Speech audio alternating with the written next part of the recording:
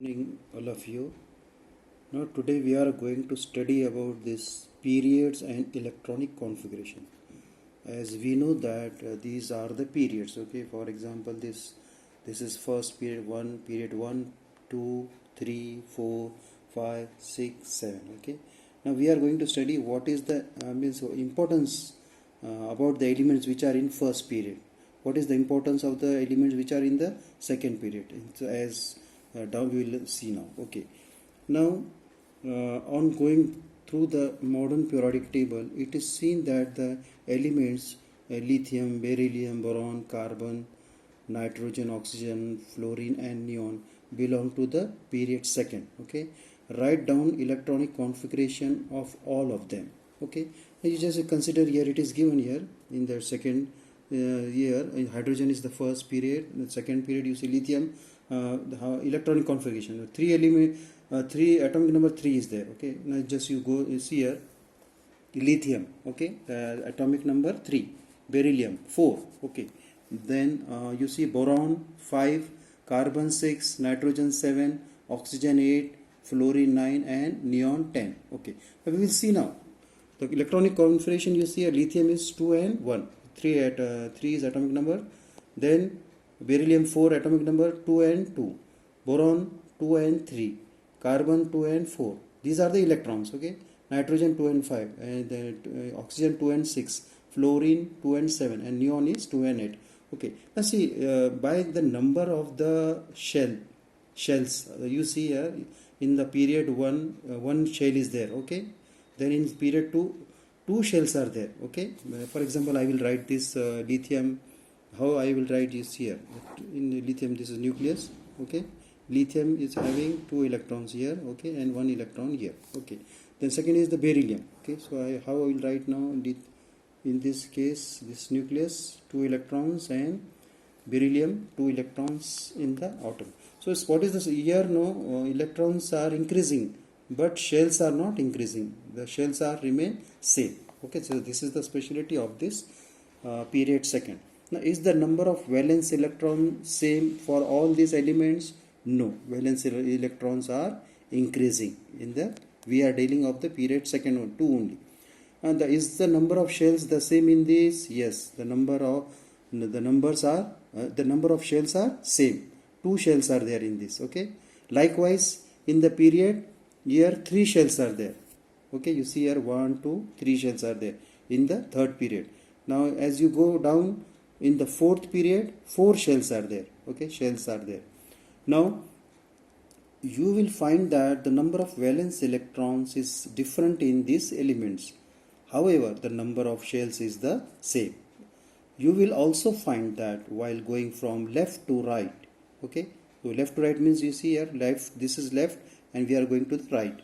So you will also find that while going from left to right within the period, the atomic number increases by 1 at a time, and the number of valence electrons also increases by 1 at a time. So for a consider here, use the electron in the last orbit increases by 1. Okay, here in this case.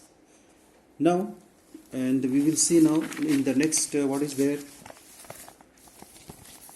We can say that the elements with the same number of shells occupied by electrons belong to the same period. Just now I told you that first period or period 1 is having only 1 shell. In the period 2, 2 shells are there. In period 3, 3 shells are there. So as you go down, period 7 is having 7 shells. Okay, the elements in the second period, namely lithium, beryllium, boron, carbon, nitrogen, oxygen, fluorine, and neon, have electrons in the 2 shells, that is K and L. Okay. Then the elements in the third period, namely sodium, magnesium, aluminium, silicon, phosphorus, sulfur, chlorine, and argon, have electrons in the 3 shells. Only they are having electrons in the 3 shells. Okay, K, that is K, L, and M. Then write down the electronic configuration of these elements and confirm.